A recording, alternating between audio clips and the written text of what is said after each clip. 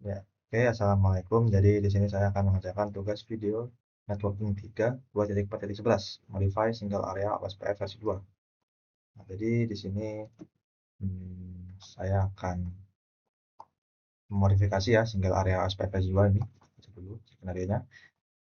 In this activity, OSPF is already configured and all end devices currently have full connectivity. Jadi di aktivitas ini OSPF sudah terkonfigurasi dan semua end device sekarang sudah memiliki full konektivitas. You will modify the default OSPF routing configuration by changing the hello and dead timer and adjusting the bandwidth of the link. Jadi kamu akan memodifikasi default OSPF, modifikasi konfigurasi default OSPF routing dengan mengganti hello dan dead timer and adjusting dan mengadjust ya, bandwidth dari link. Link itu link yang ini nih, yang ada hijau-hijaunya nih, kabel. Then you will verify that full connectivity is restored for all end devices. Dan lalu kamu akan memverifikasi full konektivitas tadi itu sudah restore, sudah dipulihkan untuk semua end device. Ya, jadi langsung saja kita ke persatu ya, modify OSPF default setting. Kita memodifikasi OSPF default setting ya di sini ya. Nah, langsung saja kita step satunya. Before modifying the OSPF settings, verify that all PC can ping the web server and its order. Jadi di sini sebelum memodifikasi OSPF setting, kita akan verifikasi dulu semua PC bisa ngeping web server ya, dan satu sama lain. Di sini biar seperti kita pakai PC, pakai ini ya, pakai apa? Pakai simple PDU. Kita ke web server, successful, PC1, PC2, progress, successful ya. Dari PC1 ke PC3, kita lihat masih ARP request ya sekarang, successful. Kita lihat dari PC1 ke PC2, dari PC2 successful ya, dari PC2 ke web server, successful, PC2 ke PC3, successful juga. Kita lihat PC3 ke PC2 tadi successful ya, PC2 ke PC3 successful. Kita lihat PC3 ke PC7 successful. Oke. Tes software dengan tes. Jadi langsung kita ke step 2 ya sekarang ya. Jadi ini semua device-nya benar ya, sudah terkonek, sudah full konektivitas ya. Semuanya bisa terhubung di sini. Jadi kita langsung ke step 2, adjust the hello and the timer between router 1 and router 2. Ini kita akan mengadjust hello and the timer di antara router 1 dan router 2 di sini ya. Nah, jadi kita sekarang ke router 1. Kita ke router 1. Kita ngapain nih? Kita ke interface pakai interface serial ya, serial 0, kalau kita adjust hello and the timer ya, IP OSPF hello interval di sini 15 dan dead intervalnya di sini 60.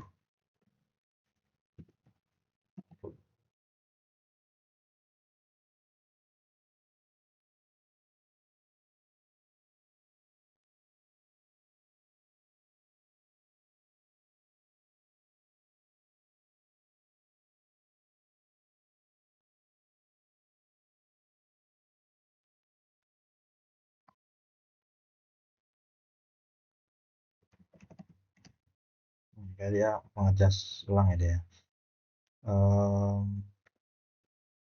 Kita lanjut ya ke B ya. Oh, sebelum lanjut, jadi apa itu hello interval dan dead interval?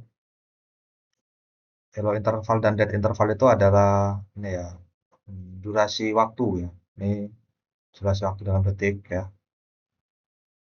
Jadi dia secara berkala gitu, secara berkala mengirimkan paket hello yang pertama ya, hello interval ya, itu mengirimkan paket hello ke tangganya setiap 15 detik gitu. untuk memastikan apakah tetangganya itu masih hidup gitu, masih bisa dihubungi. Nah, dan kalau yang data interval ini, interval ini eh itu kan misal hello interval nih, hello interval mau stick. Nah, dari hello interval ini dia tidak router ini tidak menerima balasan selama 60 detik, nah gitu. Dia data interval ini untuk ini ya waktu tunggu maksimal ya sebelum router itu menyatakan apakah tetangganya itu masih terkoneksi atau tidak gitu. Nah, itu selama 60 detik ya dia. Kalau 60 detik tetangganya nggak ngerespon, nah berarti tetangganya udah nonaktif nih, dan tidak bisa dihubungi lagi gitu. Kita lanjut ke nomor B ya. Ke B di sini. After short period time, the SPF connection setelah eh, setelah sedikit waktu yang berlalu di sini ya. OSPF connection with R2 will fail. Nah, kalau kita lihat di sini ya, that time expired, ya kan? Interface down or di attach di sini ya. Dia fail ya, koneksinya ke router 2 fail di sini.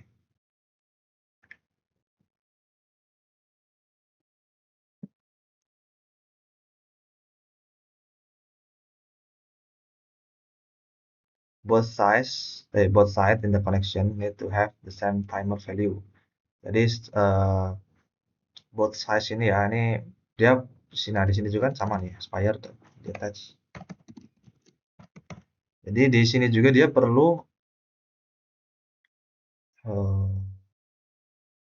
perlu ini ya timer value yang sama ya dia ya, perlu hello interval dan interval yang sama ya di sini ya. Kita harus mencatat di sini pakai interface serial di sini yang connect ke terus satu yang mana nih. Kita lihat di option preferensi, kita lihat always show di sini yang connect ke router satu itu ada serial 000 ya.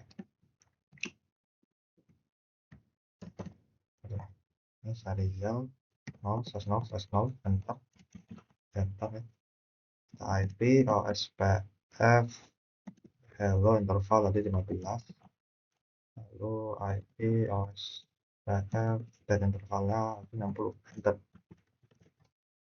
Nah, sekarang kalau kita tunggu, nah ya full sekarang sudah terkoneksi kembali ya di sini ya. Gitu. Untuk OSPF dari sini sudah restore koneksinya. Sekarang kita lanjut ke step 3 nih. Adjust the bandwidth setting on router 1. Nah, jadi di sini kita lihat pada ke PC 1. Jadi di sini kita akan mengadjust bandwidthnya ya di router 1.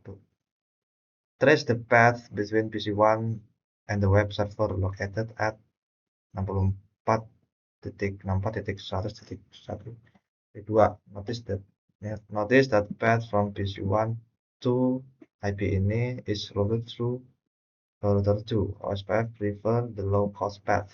Kita lihat ya, bukan di sini, di CMD press start, kita lihat di sini kita akan melihat jalur ya. Jadi eh,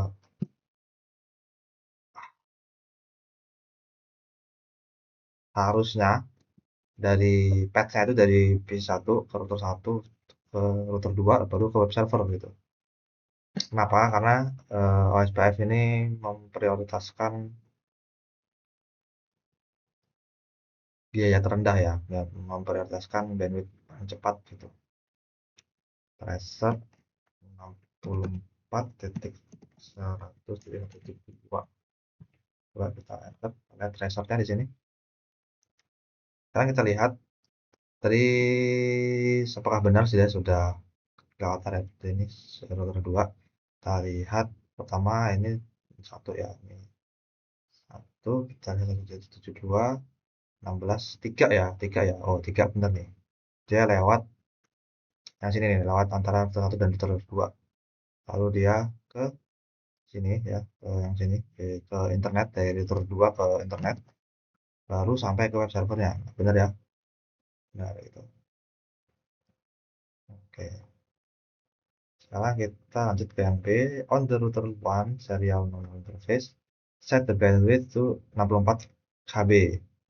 This does not di router 1 serial 00 interface serial 00 set bandwidth ke 64 KB.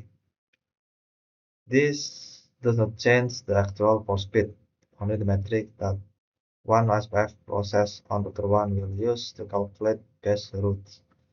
Jadi ini tidak akan mengganti port speed yang sebenarnya ya. Hanya metrik yang OSPF ini proses gitu di router 1. Jadi di router apa hanya metrik dari router tadi OSPF proses OSPF ya di router 1 ya. Jadi di router 1 ini dia akan mengkalkulasi router terbaik gitu. Nah, kita akan lihat coba. Kita ke router 1, kita interface 00 ini udah serial 00 deh. Udah serial 00 kita nanti bandwidth 64 GB. 64 aja ya. Ini pokoknya udah cukup aja. Sekarang kita coba cepetin. Sekarang kita lihat lagi, kita coba tracer lagi ya. Kan apakah berubah path-nya? Nah, di sini berubah ya. Nah, berubah sini ya path-nya ya. Jadi dia tidak ke sini nih, dia tidak ke IP yang ini, yang 16.3 ini, dia ke 192.168.10 ini ya, ke sini ya. Network yang sebelah sini nih. Jadi dia dari B1 ke router 1, lalu ke router 3, lalu dia ke 16.3.2. Dia terus balik ke sini nih, dari router 3, dia jejaknya terus satu lagi, lah gimana kok gini? Coba lagi ya. Masih sama. Jadi dari router 1 ke router 3, terus ke router 2 lagi, gitu. Terus ke internet, baru ke web servernya, kok gitu.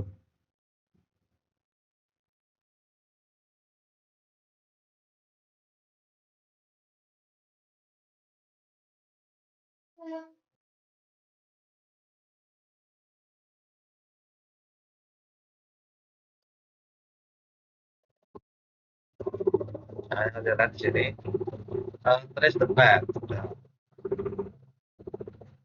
Notice that the path from PC1 to web server redirect through router 3 ya. Jadi di sini dia langsung ya redirect ke router 3 dari PC1 langsung ke router 3 ya. Nah, karena OSPF ini mengutamakan lebih memilih jalan dengan cost terendah gitu. Jadi gitu. Sekarang coba kita verifikasi lagi konektivitasnya apakah dia masih terkoneksi dengan benar ya gitu ya.